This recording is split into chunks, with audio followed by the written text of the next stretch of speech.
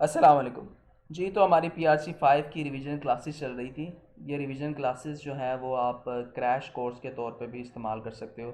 अगर आप अपनी 1 महीने के अंदर तैयारी करना चाहते हो तो इन क्लासेस को आप यूज़ कर सकते हो, क्योंकि इस क्लासेस के अंदर मैंने अल्हम्दुलिल्लाह कंप्लीट डिटेल में एक एक चीज़ को आपके साथ एक्सप्लेन किया है। अगर आपने क्लासेस ना भी पढ़ी हो, आप रिवीजन क्लासेस और एससी लर्निंग के टेस्ट सेशन को ही फॉलो कर लो तो इंशाल्लाह आपके पासिंग के चांसेस जो हैं वो इंक्रीज़ हो सकते हैं। तो ये जो रिवीजन क्लासेस में चीज़ों चैप्टर के अंदर जितनी भी चीज़ें हैं उन तमाम चीज़ों को कवर किया गया।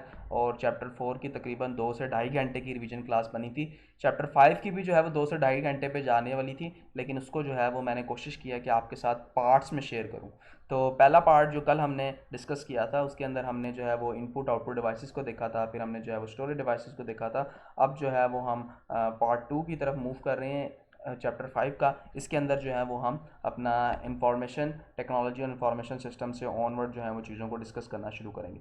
इंफॉर्मेशन टेक्नोलॉजी क्या है? टेक्नोलॉजी क्या है? जो चीज़ आप यूज़ कर रहे हो, टेक्नोलॉजी आप यूज़ कर रहे हो, जैसे आप मोबाइल फ़ोन यूज़ कर रहे हो या आपके पास क्या है टेक्नोलॉजी। ये बेसिकली क्या करता है? ये डिस्क्राइब करता है कंप्यूटर की एप्लीकेशंस को और टेली कम्युनिकेशन इक्विपमेंट्स को, जहाँ पे आपका डेटा स्टोर होता है, रिट्रीव होता है, ट्रांसमिट होता है, मैनिपुलेट होता है आपका डेटा। ठीक है। बेसिकली इसके अंदर आपका डेटा स्टोर भी हो रहा होता है। आपका डेटा जो है वो एक जगह से दूसरी जगह जा भी रहा होता है, और जैसे ही वो दूसरी जगह पहुंचता है तो वो दूसरी जगह दोबारा डेटा जो है वो आपके पास यूज़फुल इंफॉर्मेशन के अंदर आ चुका हुआ होता है।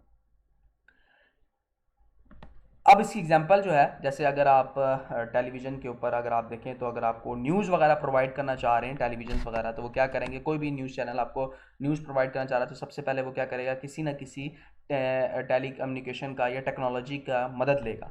टेक्नोलॉजी की मदद लेगा, उस टेक्नोलॉजी की मदद से, जैसे वो टेलीविज़न की मदद लेगा, किसी भी चीज़ की मदद लेगा, रेडियो की मदद लेगा या टेलीफोन की मदद लेगा, उसके ज़रिए जो है वो अपनी इन्फॉर्मेशन आपको पहुंचाएगा। तो इन्फॉर्मेशन टेक्नोलॉजी में क्या होता है कि आप जो इन्फॉर्मेशन आप जो पहुंचाना चाह रहे हैं वो टेक्नोलॉजी की मदद से आप वो इन्फॉर्मेशन जो है वो पहुंचाते हैं। ठीक है। फुल डेफिनेशन में जो है वो उसको अगर हम डिफाइन करना चाहें तो ये इंक्लूड करती है other information distribution technology such as television, telephone and radio वगैरह, ये तमाम चीज़ें जो है वो इसके अंदर आती है। फिर हमारे पास आती है इंफॉर्मेशन सिस्टम। देखिए, टेक्नोलॉजी हम यूज़ की है हमने अपनी इंफॉर्मेशन पहुंचाने को, लेकिन उस इंफॉर्मेशन को पहुंचाने के लिए हमें कोई ना कोई सिस्टम चाहिए। बेसिकली ये सिस्टम क्या करता है? आपकी इंफॉर्मेशन को कलेक्ट करता है, उनको फिल्टर करता है, फिर उनको प्रोसेस करता है और आपके लिए जो है वो यूजफुल इंफॉर्मेशन बनाता है। और ये आपको सपोर्ट करता है आपकी ऑर्गेनाइजेशन के अंदर आपने किस तरह के ऑपरेशन चलाने हैं, आपकी मैनेजमेंट कैसे होगी, आपके डिसीजंस क्या होंगे, उन तमाम चीज़ों को सपोर्ट करने के लिए आप जो है वो इंफॉर्मेशन सिस्टम को यूज़ करते हैं। इंफॉर्मेशन सिस्टम जो है वो ब्रॉडर टर्म है as compare to information technology. Information system जो है वो एक वसी पैमाने के ऊपर जो है वो हम इसको एक्सप्लेन करते हैं, क्योंकि ये एक बड़ी चीज़ है as compare to information technology का। यहाँ पे क्या होता है कि आपकी जो टेक्नोलॉजी है उसको ये सपोर्ट करता है सिस्टम, और आपके बिजनेस प्रोसेस को ये सिस्टम सपोर्ट करता है। ये सपोर्ट करता है आपकी इंफॉर्मेशन को, आपकी कम्युनिकेशन टेक्नोलॉजी को, कि कैसे जो है वो आप अपनी इंफॉर्मेशन अपने यूज़र तक जो है वो पहुंचा सकते हैं। तो टेक्नोलॉजी बेसिकली क्या है? जिसके ऊपर आपको इन्फॉर्मेशन पहुंच रही है, और सिस्टम क्या है? जो आपको मदद दे रहा है इन्फॉर्मेशन पहुंचाने के लिए। ठीक है। तो इन्फॉर्मेशन सिस्टम को हम डिसीजन मेकिंग में भी यूज़ कर सकते हैं, हम ऑपरेशन में भी यूज़ करते हैं, हम इसको जो है वो मैनेजमेंट वगैरह में भी यूज़ कर सकते हैं। अब थोड़ी सी ज़रा समरी देखते हैं कि सिस्टम हमारे पास है क्या। सिस्टम क्या होता है? बेसिकली सिस्टम एक ऐसी चीज़ होती है जहाँ पर आपके जो कंपोनेंट्स हैं उनका आपस में इंटरेक्शन हो, और वो जो है वो चल रहे हो, ऑपरेट कर रहे हो, अपने ऑपरेशंस को फॉलो कर रहे हो। जैसे मिसाल के तौर पर आपका सीपीयू है। सीपीयू एक सिस्टम है जिसके अंदर आपके पास जो है वो रैम है, रोम है, मदरबोर्ड है, हार्ड है, ये तमाम चीज़ें आपस में एक दूसरे के साथ कनेक्टेड हैं और ये फिर ऑपरेट कर रही हैं और आपको आउटपुट दे रही हैं। तो ये आपके पास क्या सिस्टम है। इसी तरह आपके पास बिजनेस सिस्टम होता है। बिजनेस सिस्टम में क्या होता है कि आपके पास मशीनें भी काम कर रही होती हैं, साथ ही साथ आपके पास लोग भी काम कर रहे होते हैं। तो ये आपके पास क्या कहलाता है? बिजनेस सिस्टम कहलाता है। फिर हमारे पास आता है जी इंफॉर्मेशन सिस्टम। इंफॉर्मेशन सिस्टम क्या होता है? जहाँ पर आप जो है वो इंफॉर्मेशन को कलेक्ट करते हैं, स्टोर करते हैं, फिर आप उसको जो है वो प्रोड्यूस करते हैं, फिर डिस्ट्रीब्यूट करते हैं इंफॉर्मेशन को। ये आपके पास क्या कहलाता है? इंफॉर्मेशन सिस्टम कहलाता है। बेसिकली आप क्या कर रहे होते हैं? सिस्टम को यूज़ कर रहे होते हैं, एक एप्लीकेशन को कह लो या सिस्टम को आप यूज़ करके चीज़ों को जो है वो डिज़ाइन कर रहे होते हैं। फिर आपके पास आती है टेक्नोलॉजी। टेक्नोलॉजी क्या है? वो चीज़ है जो आप उसको, जैसे आपकी मोबाइल फ़ोन या आपकी टेक्नोलॉजी में आएगा, लेकिन मोबाइल फ़ोन के अंदर जो चीज़ें आप यूज़ कर रहे हो, जो भी आप सिस्टम यूज़ कर रहे हो, एंड्रॉयड सिस्टम यूज़ कर रहे हो, या आप जो है वो जो भी लटन पटन जो भी आपके जो स्मार्टफोन्स हैं इनके अंदर जिस भी किस्म का चीज़ है, तो आपकी स्मार्टफोन आपकी टेक्नोलॉजी कहलाएगी, लेकिन आप इसके अंदर एंड्रॉयड 10 या एंड्रॉयड 11 जो भी होते होंगे, वो जो आप यूज़ कर रहे हो वो आपके पास क्या है, इंफॉर्मेशन सिस्टम, वो आपके सिस्टम होते हैं। ठीक है, इसी तरह आप कंप्यूटर जो है वो आपका टेक्नोलॉजी है, लेकिन उसके अंदर जो विंडो है वो विंडो जो है वो आपके पास क्या है, सिस्टम है। इंफॉर्मेशन मैनेजमेंट आ रहा है, जिसमें आप प्लानिंग करोगे, आप जो है वो देखोगे कि आपने कैसे जो है चीज़ों को लेके चलना है, आपके इन्वायरमेंट के ऊपर इसका क्या इफेक्ट होगा, आप उसको कंट्रोल कैसे करोगे, अपने टेक्नोलॉजी को कैसे लेके चलोगे, इन तमाम चीज़ों को आप क्या कहते हो कि हमारे पास इंफॉर्मेशन मैनेजमेंट है। फिर हमारे पास आते हैं जी सिस्टम के कुछ एलिमेंट्स भी होते हैं। सबसे पहले आप सिस्टम के अंदर जो है वो गोल्स को देखते हो, फिर इनपुट को देखते हो, फिर आप देखते हो कि ये प्रोसेस होंगी ये चीज़ें सिस्टम के अंदर, फिर ये प्रोसेस होकर हमें कोई ना कोई आउटपुट देंगी, फिर आप देखते हो कि इसका एनवायरनमेंट के ऊपर क्या इफेक्ट होगा, फिर आप अपनी बाउंड्रीज देखते हो कि हमें किन हदूदों के अंदर रह के ये काम करना है, हमें ऐसा गोल बनाना चाहिए जो एनवायरनमेंट के ख़िलाफ़ ना हो, या हमारी हदूद क्या है, हमें किस बाउंड्रीज़ के अंदर रहते हुए अपनी जो है वो काम करनी है। लेट्स सपोज अगर हम बात करें कि हमारा गोल है कि जी हमने जो है वो 10 लाख लोगों को जो है वो सीए के अंदर लेकर आना चाहिए, तो ये गोल तो है, लेकिन बाउंड्री क्या है कि आप 10 लाख लोगों को सीए के अंदर नहीं ला सकते। एक एग्जांपल आपको दे रहा हूँ। तो इसी तरह सिस्टम के अंदर भी आप गोल बनाते हैं, फिर इनपुट करते हैं, फिर इनपुट प्रोसेस होता है, फिर आउटपुट आता है, फिर अल्टीमेटली आपके पास जो है वो इन्वायरमेंट के ऊपर उसका इफेक्ट देते हो, फिर आप बाउंड्री देखते हो। जैसे आप एससी लर्निंग के प्लेटफॉर्म्स के ऊपर अगर आप देखो तो एससी लर्निंग में आपके पास इंफॉर्मेशन टेक्नोलॉजी क्या है कि जो आप मोबाइल फ़ोन अभी देख रहे हो, जिसके ऊपर ये लेक्चर आप देख रहे हो, आपके पास टेक्नोलॉजी है, और हम आप कोई ना कोई सिस्टम यूज़ करके आपको जो है अपना ये लेक्चर जो है वो आपको प्रोवाइड कर रहे हैं। Open and close system. Close system ऐसा सिस्टम होता है कि ना तो इस सिस्टम का इन्वायरमेंट के ऊपर कोई इफेक्ट होता है, और ना ही इन्वायरमेंट का इस सिस्टम के ऊपर कोई इफेक्ट होता है। ना इस सिस्टम इन्वायरमेंट को अफेक्ट करता है और ना इन्वायरमेंट सिस्टम को अफेक्ट करता है। ये हमारे पास जो है वो क्लोज सिस्टम कहलाते हैं। जैसे आपके साइंटिफिक इक्विपमेंट वगैरह हो गए, आप इक्विपमेंट लैब के अंदर यूज़ कर रहे हो, ना ही वो इक्विपमेंट किसी इन्वायरमेंट वगैरह को अफेक्ट कर रहे हैं, और ना ही जो आपके इन्वायरमेंट है वो जो साइंटिफिक इक्विपमेंट्स हैं उनको अफेक्ट कर रहा है। इसके बाद हमारे पास आता है ओपन सिस्टम। ओपन सिस्टम ऐसा सिस्टम होता है जो कि इन्वायरमेंट से अफेक्ट होता है। Environment will affect the system, environment भी सिस्टम को अफेक्ट करता है और सिस्टम भी इन्वायरमेंट को अफेक्ट करता है। जैसे आप जो है वो सोशल एंड इंफॉर्मेशन सिस्टम को यूज़ कर रहे हो कि आप जो है वो अपनी इंफॉर्मेशन लोगों तक पहुंचा सको। लेट्स सपोज अगर आप फेसबुक का इस्तेमाल कर रहे हो या कुछ भी इस्तेमाल कर रहे हो ताकि आप जो है ये ट्रेंड लोगों तक पहुंचा सके। जैसे एससी लर्निंग पीआरसी के टेस्ट सेशन या कैप के टेस्ट सेशन जो है वो सोशल मीडिया के प्लेटफॉर्म से अपने स्टूडेंट तक पहुंचाना चाह रहा है, तो अब ये क्या है कि इससे क्या होगा कि एनवायरनमेंट के ऊपर ये इफेक्ट होगा कि स्टूडेंट उस टेस्ट सेशन को अडॉप्ट करेंगे और इधर मूव करेंगे। ठीक है, तो बैड इफेक्ट भी हो सकता है, गुड इफेक्ट भी हो सकता है, डिपेंड अपॉन सिचुएशन। तो ओपन सिस्टम का क्या मतलब है कि एनवायरनमेंट के ऊपर इफेक्ट कर, जैसे ये जो ब्रांड्स वगैरह हैं ये जो है वो कोई पब्लिसिटी कर लेते हैं कि जी हमारा ये ब्रांड आ रहा है, तो ये वो लोग उसको कैप्चर करते हैं और उस तरह के कपड़े पहनना शुरू कर देते हैं। तो ये आपके पास क्या होगा, ओपन सिस्टम होगा। सिर्फ एक एग्जांपल दे रहा हूँ ताकि आप आईटी की इन चीज़ों को जो है वो समझ सको। फिर हमारे साथ पास क्या आता है, system adaptation. System adaptation basically क्या होता है, जो आपका ओपन सिस्टम होता है वो इन्वायरमेंट के अंदर से मुख्तलिफ़ किस्म की चीज़ों को अडॉप्ट करता है। ठीक है, open system will adopt to their environment with varying degrees. मुख्तलिफ़ किस्म की चीज़ों को जो ओपन सिस्टम अडॉप्ट करता है, जिसमें आपके पास कुछ एग्जाम्पल्स हैं। पहली एग्जाम्पल्स है कि ये जो आपका ओपन सिस्टम है ये जो है डिटर्मिनिस्टिक सिस्टम को अडॉप्ट करता है, एक एग्जांपल इसकी एक है। या जो है ये आपके पास सेल्फ ऑर्गेनाइजिंग और आपके पास जो है साइबरनेटिक सिस्टम को अडॉप्ट करेगा, या जो है वो आपके पास प्रोबेबिलिस्टिक सिस्टम को जो है वो अडॉप्ट करेगा।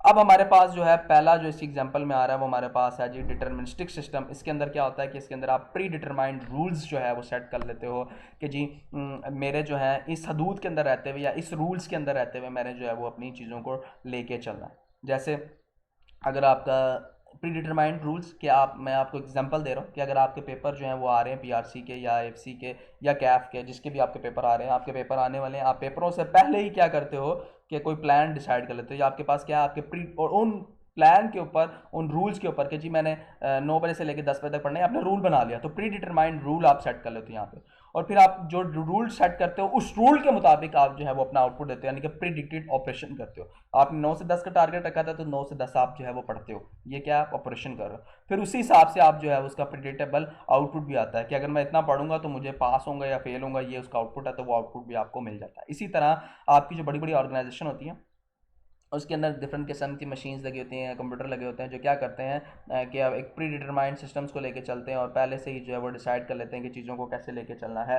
यानी कि अगर आपकी जूता बनाने की फैक्ट्री है तो वहाँ पे क्या है कि वो डिसाइड करेगी कि मशीन को एक प्री, उसके अंदर जो है वो कंप्यूटर प्रोग्राम्स वगैरह लगे होते हैं जो डिसाइड कर लेंगे कि आज 10,000 जूता बनेगा, तो वो उन्हीं रूल्स के ऊपर रहते हुए 10,000 जूता जो है तस्मों वाला बनेगा। तो रूल क्या है कि तस्मों वाला जूता बनेगा और ऑपरेशन उसके ऊपर शुरू हो जाता है और फिर हमें जो है वो लास्ट में जाके प्रिडिक्टेबल आउटपुट मिल जाती है। प्रोबेबिलिस्टिक सिस्टम, ये क्या होता है? ये क्या करता है कि आपके जो फ्यूचर इवेंट्स हैं उनके ऊपर जो है वो प्रोबेबिलिटी कैलकुलेट कर लेता है। मतलब अगर हम प्रोबेबिलिटी है कि कल बारिश होगी या प्रोबेबिलिटी है कल बारिश नहीं होगी, ठीक है, अब कितने परसेंट चांसेस हैं कि कल बारिश होगी, या अगर आप ऐसे कर लें कि अगर आप कॉइन टास्क को जो है वो टास्क कर रहे हैं, एक तरफ हेड है एक तरफ टेल है, या अगर आप पाकिस्तानी कॉइन है तो एक तरफ मस्जिद है एक तरफ कायद आज़म है, इस तरह का सिचुएशन है, आप उसको जो है वो टास्क करते हो तो क्या प्रॉबिलिटी है कि कायद आज़म साहब आ जाएंगे या क्या प्रॉबिलिटी है कि मस्जिद आ जाएगी? कोई प्रॉबिलिटी तो होगी ना। तो इसी सिचुएशन को चलते हुए ये जो है आपका जो प्रोबेबिलिस्टिक सिस्टम है ये प्रॉबिलिटी सेट कर लेता है कि आपका फ्यूचर इवेंट क्या होगा।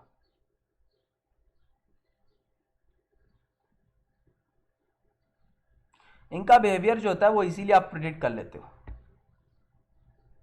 मोस्ट ऑफ द बिजनेस जो है वो प्रोबेबिलिस्टिक सिस्टम्स के ऊपर चलते हैं। मिसाल के तौर पर कि अब जो है आज आप बैठे हुए हो और आप सोच रहे हो कि जी मैं जो हूँ 10,000 जूते बना रहा हूँ, लेकिन अब थोड़े दिनों बाद ईद आ जाएगी तो मैं ऐसा करता हूँ कि 20,000 जूते बना लेता हूँ। या आपने क्या किया, प्रिडिक्ट कर लिया कल के आने वाली चीज़ को एक अंदाज़ा लगा लिया, तो आप क्या करोगे, इसके ऊपर प्रोबेबिलिस्टिक सिस्टम को यूज़ करते हुए अब वो जूते बनाओगे। अब जब वो आपने 10,000 जूते बनाने हैं या 20,000 जूते बनाने, तो 20,000 जूते मार्केट में लोगों ने खरीदने भी हैं, तो इसका मतलब क्या है, एनवायरनमेंट भी इसके ऊपर इफेक्ट हो रहा है। तो ये ओपन सिस्टम की आपके पास एग्जांपल आ जाएगी। अब इसी तरह आपका जो बिजनेस होता है वो सोचता है कि कल को उसकी सेल क्या होगी। अगर आज उसने सेल 10,000 की है तो वो प्रिडिक्ट करेगा कि फ्यूचर में वो सेल जो है वो 20,000 करे या 30,000 करे। तो इसको कहते हैं फोरकास्टिंग। इंशाल्लाह आप इसको आगे जाके जो है वो डिस्कस करोगे, पढ़ोगे भी। तो ये क्या होता है, फोरकास्ट करना। आप इसके लिए जो है वो बजटिंग बनाते हो, बजट्स वगैरह बनाते हो, डिसाइड करते हो। जैसे आपके पाकिस्तान का बजट आता है तो अभी साल उस वो जो बजट आता है वो साल से पहले आ जाता है। उस बजट को फॉलो करते हुए फिर आगे का जो साल होता है वो आपका उस हिसाब से चल रहा होता है। कोई क्वेश्चन यहाँ तक आपको?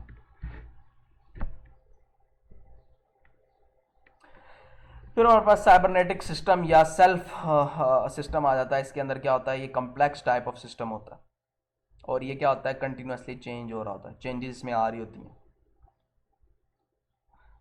एनवायरनमेंट को अडॉप्ट करता है। जैसे ट्रेड यूनियन निगोसिएशन, या अगर आप इसकी एग्जांपल ख़ुद बनाना चाहें तो अगर आपका जो है वो गंदम का काम है या आटे का काम है तो मुख्तलिफ चेंजेस आ सकती हैं उसके अंदर।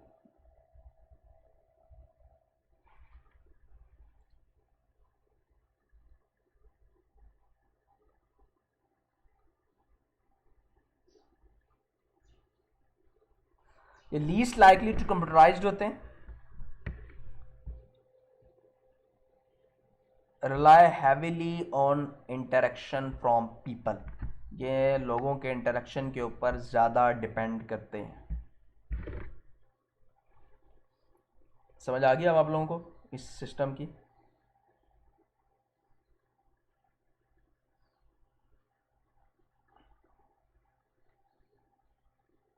कोई क्वेश्चन यहाँ तक आप लोग? Control system, control system basically हमारे पास होता क्या, कंट्रोल सिस्टम जो है वो बहुत इंपॉर्टेंट है आपके इंफॉर्मेशन सिस्टम के अंदर। इंफॉर्मेशन सिस्टम हमने क्या डिस्कस किया था, ये ऐसा सिस्टम होता है जो कि आपके इंफॉर्मेशन को, अगर आप इंफॉर्मेशन अपनी ट्रांसमिट करना चाह रहे हैं, किसी दूसरी जगह पहुंचाना चाह रहे हैं, तो आप क्या यूज़ करेंगे? इंफॉर्मेशन सिस्टम यूज़ करेंगे। तो कंट्रोल सिस्टम जो है वो इंफॉर्मेशन सिस्टम के अंदर इंतहाई इंपॉर्टेंट होता है, और इसके जो है वो दो मेन टाइप्स होती हैं। एक जो है वो क्लोज लूप होती है, एक आपके पास ओपन लूप होती है। क्लोज लूप में बेसिकली क्या होता है, इस लूप के अंदर ऐसा सिस्टम डिज़ाइन किया गया होता है कि आपके एनवायरनमेंट को जो है बेसिकली ये अफेक्ट नहीं कर रहा होता, और जो इन्वायरमेंट के अंदर चेंजेस आ रही होती हैं उसके लिए ये जो है वो जवाबदेह नहीं होता। जो क्लोज लूप होती है ना, आपकी इन्वायरमेंट के अंदर जो भी चेंजेस आ रही हैं उस इन्वायरमेंट की चेंजेस के लिए क्लोज लूप रिस्पॉन्सिबल नहीं होता, और ये काम इस तरह करता है जैसे आपका जो है वो थर्मोस्टेटेड काम करता है हीटिंग सिस्टम के अंदर, इस तरह जो है ये काम करता है क्लोज्ड लूप सिस्टम। यानी कि इंफॉर्मेशन सिस्टम के अंदर आगे दो टाइप्स हैं, जिसमें से एक टाइप है क्लोज लूप, एक है ओपन लूप। अगर आप क्लोज लूप की तरफ जाते हैं तो ये इनबिल्ट कंट्रोल होता है, जिसके अंदर ये काम इस तरह करता है जैसे आपका थर्मोस्टेट इन हीटिंग सिस्टम के अंदर काम करता है, और अगर आपके माहौल के अंदर कोई चेंजेस वगैरह आ रही हैं तो उसके लिए क्लोज लूप रिस्पॉन्सिबल नहीं होता।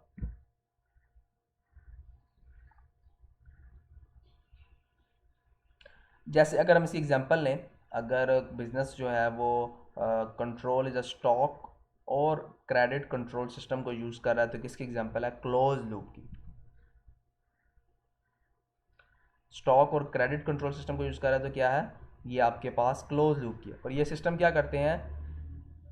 सिस्टम ऑटोमेटिकली चेक्स रिस्पॉन्सेस को ऑटोमेटिकली चेक कर लेते हैं। आपका स्टॉक कितना है, कितना कम हो गया, कितना जो है वो बढ़ गया, क्रेडिट के ऊपर आपने कितनी कस्टमर को चीज़ें दी, कब दी। अगर आप ये सिस्टम कंट्रोल सिस्टम अपना यूज़ कर रहे हैं चीज़ों को, जैसे अगर आपकी दुकान और आप इस सिस्टम को यूज़ कर रहे हैं क्लोज लूप को, तो इसमें जो भी चेंजेस हैं उसको ये ऑटोमेटिकली जो है वो डिटेक्ट कर लेगा।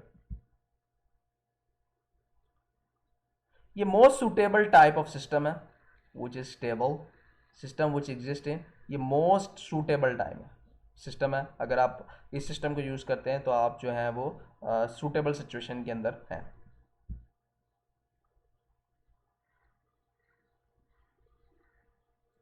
डायनेमिक इन्वायरमेंट है अगर आपका, तो ये आपके लिए जो है फिर are not suitable for this type of control. अगर आप ये कंट्रोल यूज़ करना चाहते हैं तो फिर ये आपके लिए सूटेबल नहीं है। अब हम चलते हैं ओपन लूप की तरफ। ओपन लूप क्या होता है?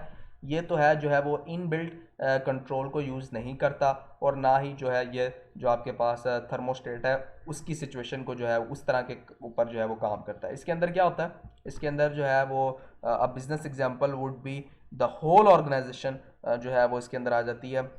और ओपन कंट्रोल सिस्टम जो है वो रिस्पॉन्सिबल होता है जो भी इन्वायरमेंट के अंदर चेंजेस वगैरह हुई हैं या इन्वायरमेंट के लिए वो रिस्पॉन्सिबल है, और ये इन्वॉल्व करता है interaction from the user, user से जो है वो इंटरेक्शन को इन्वॉल्व करता है। The elements of control system. अब हमने जो है वो कंट्रोल सिस्टम से कुछ एलिमेंट्स पढ़ते हैं। इसके अंदर आपके पास इनपुट होता है, प्रोसेस होता है, आउटपुट होता है, आपके पास सेंसर्स होते हैं। सेंसर क्या करते हैं? चीज़ों को सेंस करते हैं, मेजर करते हैं कि आपकी आउटपुट क्या होगी, या आप जो है वो क्या अपनी जो है वो वैल्यू डिसाइड करेंगे, न्यू वैल्यू आपकी क्या होगी। इन चीज़ों को जो है वो सेंस करता है। फिर ये कंपेयर करता है आपकी प्रोडक्ट्स को दूसरी चीज़ों के साथ, ठीक है। Compare the new value with कोई भी आपने जो स्टैंडर्ड दूसरा रखा उसके साथ कंपेयर करता है। और स्टैंडर्ड क्या होता है? कि आपने कोई प्री डिटरमाइंड लिमिट्स वगैरह अपनी सेट की हुई हैं किसी भी सिस्टम के अंदर। फिर जो है वो फैक्टर होते हैं। फैक्टर क्या करते हैं कि आपके जो फीडबैक वगैरह है उसको बताते हैं कि पॉजिटिव है कि नेगेटिव। मतलब आपने एक ऑर्गेनाइजेशन खोली हुई है और आपकी ऑर्गेनाइजेशन जो है वो मेट्रो स्टोर है। अब इस मेट्रो स्टोर के अंदर आप कुछ कंट्रोल सिस्टम लगाना चाहते हैं, आप चीज़ों को कंट्रोल करना चाहते हैं, मैनेज करना चाहते हैं। आप सबसे पहले क्या करेंगे कि आपकी चीज़ें चोरी ना हो? आपने सीसीटीवी कैमरा लगा दिया, कंट्रोल सिस्टम ही है। फिर आपने क्या किया कि आपको पता होना चाहिए कि आपकी इन्वेंट्री कितनी है, यानी कि आपकी जो मेट्रो स्टोर के अंदर जो चीज़ें वगैरह पड़ी हैं वो कितनी है, उसको आपने चेक करने के लिए जो है वो ओपन लूप सिस्टम को रख लिया। ओपन लूप सिस्टम को रख लिया या क्लोज लूप सिस्टम को रख लिया। अगर आप ओपन लूप सिस्टम को रखेंगे तो ये क्या होगा? ये आपका जो यूज़र है जो चीज़ें लेने आ रहा है उसके साथ इन्वॉल्व होगा, उससे इंटरेक्शन करेगा कि उसने कितनी चीज़ें ली हैं, फिर अल्टीमेटली जो है वो आपको अपडेशन देगा। लेकिन अगर आप क्लोज सिस्टम यूज़ करेंगे तो फिर क्या होगा कि ये आपको बता देगा कि आपके स्टॉक में कितनी चीज़ें पड़ी हैं, कितनी चीज़ें बिक गई हैं, कितनी चीज़ें आपने उधार पे दी हैं, ऑटोमेटिकली ये चीज़ों को जो है वो चेक करता रहेगा। अगर आपने अपने मेट्रो स्टोर के अंदर कोई क्लोज लूप सिस्टम लगाया हुआ है, जैसे ही वो चीज़ वहाँ शेल्फ से कोई उठाएगा, साथ ही जो है वो आपका स्टॉक अपडेट हो जाएगा और साथ ही आपकी चीज़ें अपडेट हो जाएंगी। इसी तरह क्लोज लूप सिस्टम, अगर आपका जो मेट्रो स्टोर है उसके कोई इन्वायरमेंट में चेंजेस आ रही हैं तो उसके लिए रिस्पॉन्सिबल नहीं है। लेकिन ओपन लूप सिस्टम में क्या है, अगर आपके मेट्रो के अंदर कोई चेंजेस आ रही हैं, किसी भी किस्म की चेंजेस आ रही हैं, कोई नई चीज़ आ रही है, कुछ भी आ रहा है, तो ओपन लूप सिस्टम उसके लिए रिस्पॉन्सिबल है। अब आपने अपने मेट्रो स्टोर के अंदर कुछ इनपुट चीज़ें रखी होंगी, फिर आपने क्या किया होगा, जैसे आपने कोई सीसीटीवी कैमरा लगाए हैं, वो रिकॉर्डिंग कर रहा है, रिकॉर्डिंग को प्रोसेस कर रहा है, प्रोसेस करके किसी ना किसी चीज़ के ऊपर आपको डिस्प्ले प्रोवाइड कर रहा है, आउटपुट कर रहा है। इसी तरह आपने बड़े बड़े सेंसर्स रखे होंगे जो क्या करेंगे, आपकी चीज़ों को सेंस करेंगे। वो देखेंगे कि इस रैक के अंदर अब चीज़ें कम है, वो आपको नोटिफिकेशन प्रोवाइड कर देंगे कि जी ये चीज़ कम है। या आपने बड़े बड़े सेंसर लगाए होंगे, जैसे ही कोई चीज़ बंदा बगैर बिल किए चीज़ बाहर लेके जाएगा, एकदम से वहाँ पे टू टू टू टू का साउंड जो है वो लग जाएगा। तो ये क्या, आपने वहाँ पे मुख्तलिफ किस्म के सेंसर लगाए होंगे।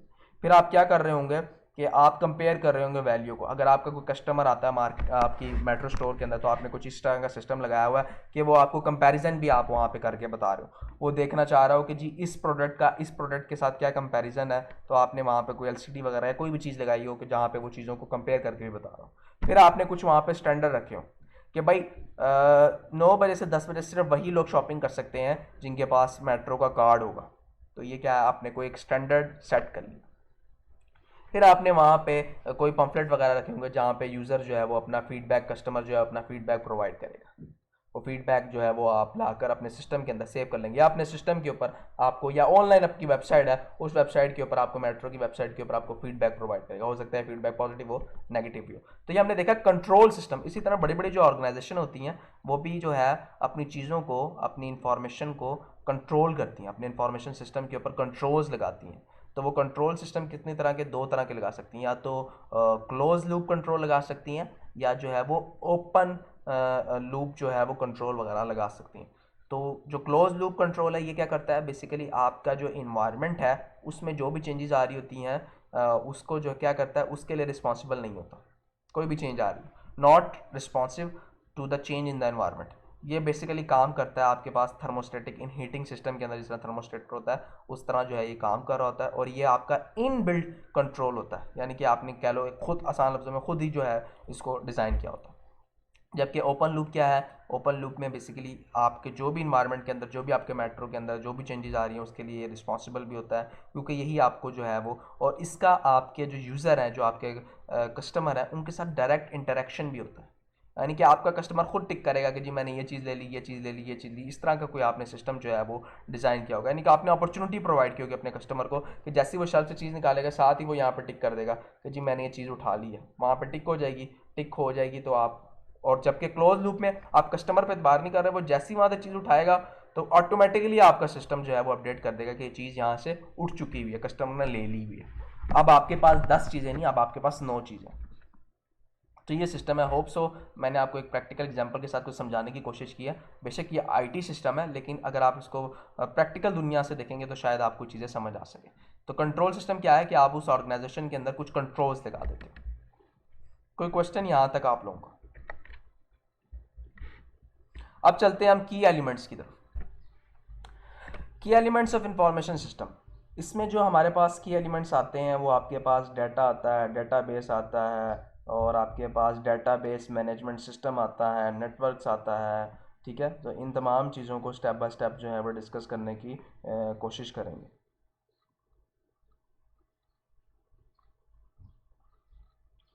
सबसे पहले आपके पास डाटा। डाटा क्या होता है? जैसे अगर आप सीए कर रहे हैं, आप सीए के लिए नोट्स बना रहे हैं, अपना क्या कर रहे हैं, आप ये डाटा कलेक्ट,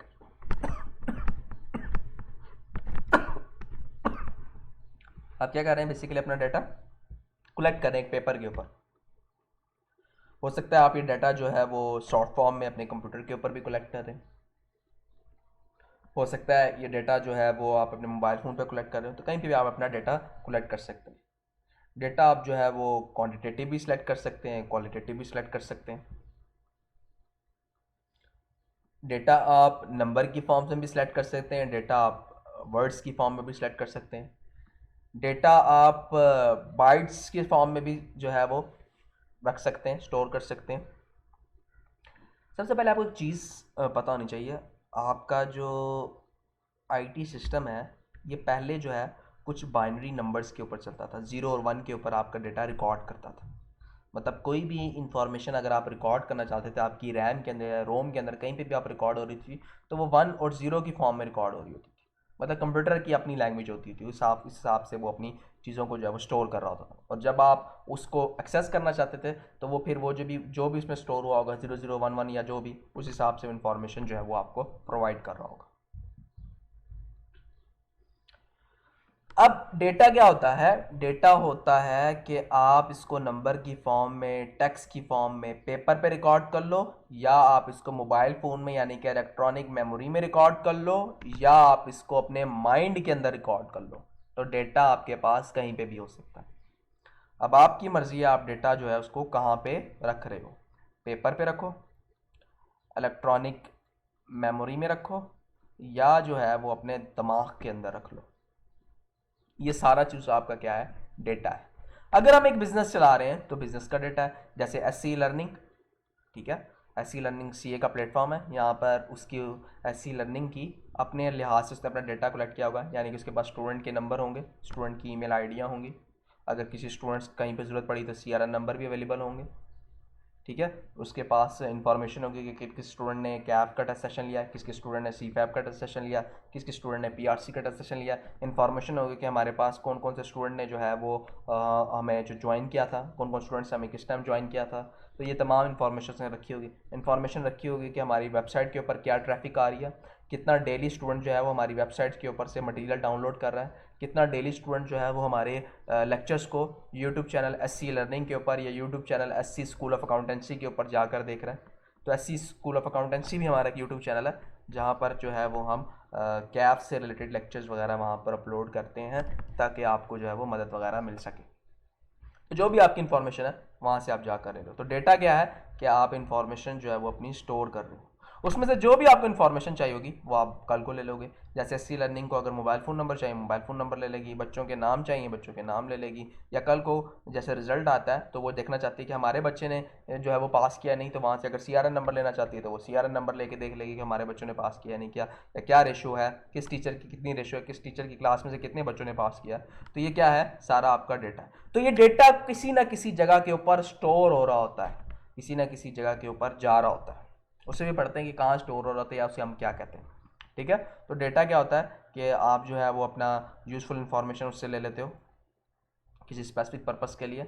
आप अगर अपना बिजनेस को देखना चाहते हो किस जगह पे, वो ले लेते हो। अगर आप कोई डिसीजन लेना चाह रहे हो, आप डिसीजन मेकिंग ले लेते हो।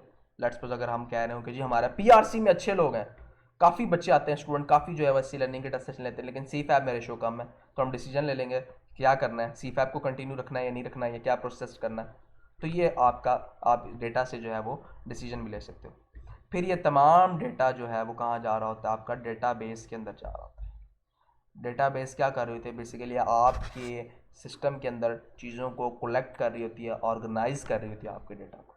मतलब ये है कि आप एक कॉलम के अंदर या एक रो के अंदर अपने बच्चों के नाम लिख रहे हैं, दूसरे कॉलम या दूसरी रो के अंदर अपने उनके फ़ोन नंबर लिख रहे हैं। तो ये क्या, आप अपने डेटा को ऑर्गेनाइज कर रहे हो। तो डेटा तमाम कहाँ पे? डेटाबेस के अंदर ऑर्गेनाइज हो रहा होता है। डेटाबेस आपके जो डेटा है उसको स्टोर कर रही होती है कहीं ना कहीं। कल को अगर आप उसको एक्सेस करना चाहते हो अपनी इंफॉर्मेशन को, तो आप कहाँ से जाकर एक्सेस करते हो? डेटाबेस में से जाकर उसको एक्सेस करते हो। Core of the business information system होता है, और डेटाबेस से आप एक्सेस करते हो अपनी इंफॉर्मेशन को जब आपको ज़रूरत होती है। जैसे अगर आपने कोई इंफॉर्मेशन रखी हुई है कि जी आपको चाहिए जी स्टूडेंट के सीआरएन नंबर चाहिए, या स्टूडेंट का फ़ोन नंबर चाहिए, या पता करना है कि जी जो पीआरसी के बच्चे हैं क्या उन्होंने कैफ के भी टेस्ट सेशन ज्वाइन किया नहीं की, तो अभी आप इंफॉर्मेशन कहाँ से जाओगे? अपने डेटाबेस से जाकर ले लोगे। डेटाबेस में जाओगे, वहाँ पे उनका नाम देख लोगे, उनका एड्रेस देख लोगे, या किसी बच्चे ने पेमेंट की या नहीं की, वहाँ से जाके आप पेमेंट्स वगैरह देख लोगे। आप देख लोगे कि जी लास्ट सेशन में हमने इस बच्चे को क्या प्राइस दी थी, अब ये बच्चा दोबारा हमसे जो है ये प्राइस मांग रहा है, क्या हम उसको दे सकते हैं या नहीं दे सकते। तो ये तमाम चीज़ें आप वहाँ से जाकर डाटाबेस से एक्सेस कर लेते हो। जो बड़ी कंपनीज होती हैं उनका डेटाबेस भी बड़ा होता है, उन्होंने जो है वो डेटाबेस के लिए अपना डाटा वेयर हाउस रखे होते हैं। या डाटा मार्ट्स रखे होते हैं जहाँ पे उन्होंने अपना डाटा वगैरह स्टोर किया होता है। कभी आपका इत्तेफाक हुआ हो आईटी डिपार्टमेंट में जाने का, तो वहाँ पे अगर आपने देखा होगा तो बड़ी बड़ी सी शेल्फ सी बनाई होती हैं उन्होंने, उसके अंदर लाइटें वगैरह जल रही होती हैं और तारे ही तारे निकल रही होती हैं। वो उन्होंने अपना कोई डाटाबेस उस तरह का बना के रखा होता है। खैर मेरा तो कभी इंटरेक्शन नहीं हुआ कि वो कैसे वर्क करती हैं, लेकिन देखा है कि ये जो है डाटाबेस होता है आपके पास। या मूवीज़ वगैरह में आपने देखा बड़ा सा हॉल होता है, उसमें शेल्फ ही शेल्फ बनाई होती है, रैक्स वगैरह बनाया होता है, उसके अंदर सारा डाटा पड़ा होता है और विलन साहब जाते हैं या हीरो साहब जाते हैं वहाँ जाके वो चिप वगैरह लगा देते हैं। तो ये वही सिस्टम है डाटाबेस। फिर हमारे पास आता है जी DBMS, जिसे हम कहते हैं डाटाबेस मैनेजमेंट सिस्टम। ये बड़ा ही क्विकली और इजीली आपके डेटा को इंटर करता है, स्टोर करता है, ऑर्गेनाइज करता है, सिलेक्ट करता है, रिट्रीव डेटा करता है डाटाबेस के अंदर से। मसलन कुछ लोग जो है वो हार्ड लगाते हैं, कुछ लोग जो है वो SSD लगाते हैं। तो हार्ड डेटा को कम जो है वो जल्दी इतना हमें प्रोवाइड नहीं करती, या उसमें डेटा जो है स्लो इंटर होता है। लेकिन कुछ लोग कहते हैं कि वो जो SSD है उसमें डेटा बड़ी जल्दी से जो है वो आपका स्टोर हो जाता है। तो इसी तरह डाटा बेस जो है क्विक होता है, इजीली आपके डेटा को इंटर कर लेता है, स्टोर कर लेता है, ऑर्गेनाइज कर लेता है, और अगर आप रिट्रीव करना चाहते हो तो आराम से अपने डेटा को रिट्रीव भी कर सकते हो। इसी तरह अगर कोई यूज़र, एंड यूज़र किसे कहते हैं, वो यूज़र जिसने उस सॉफ्टवेयर को या उस चीज़ को यूज़ करना है। जैसे अगर SC लर्निंग अपना डाटा स्टोर कर रही है, डाटाबेस बना रही है, तो SC लर्निंग के जो बंदे हैं जिन्होंने जो काम कर रहे हैं उन्होंने जाकर उस डाटा को लेना है, उसको जो है वो उसके साथ इंटरफेस होना है, उसके साथ जो इंटरेक्शन होना है, तो वो हमारे पास क्या होते हैं, एंड यूज़र होते हैं।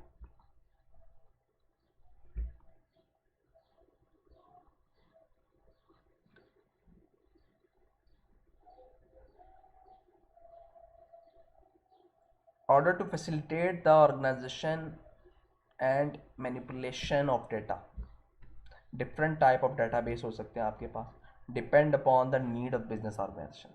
बिजनेस की जो भी ऑर्गेनाइजेशन की नीड है उस हिसाब से जो है वो उसको डाटाबेस मैनेजमेंट सिस्टम प्रोवाइड कर दिया जाएगा। Main types of database system जो हम लोग यूज़ करते हैं, ठीक है, हम लोग हिरारिकल डाटाबेस यूज़ कर सकते हैं, हम लोग नेटवर्क डाटाबेस यूज़ कर सकते हैं, हम लोग जो है वो रिलेशनल डाटाबेस यूज़ कर सकते हैं, हम लोग ऑब्जेक्ट ओरिएंटेड डाटाबेस को यूज़ कर सकते हैं। तो कुछ टाइप्स हैं जो उसने आपको बताना चाहिए कि आप लोग डाटाबेस मैनेजमेंट सिस्टम में अंदर कौन कौन सी टाइप्स को यूज़ कर सकते हो। आपकी मर्जी है, दर्जाबंदी डाटाबेस को यूज़ कर लो, नेटवर्क डाटाबेस को यूज़ कर लो, या रिलेशन वाले जो है वो डाटाबेस को यूज़ कर लो, या ऑब्जेक्ट ओरिएंटेड डाटाबेस को यूज़ कर लो।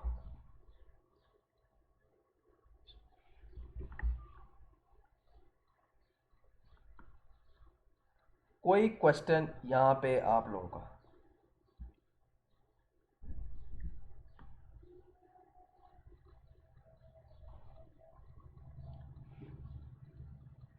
पॉपुलर डाटाबेस की उससे नीचे एग्जांपल दिया है, इसको एक दफ़ा आप लोग रीड कर लो।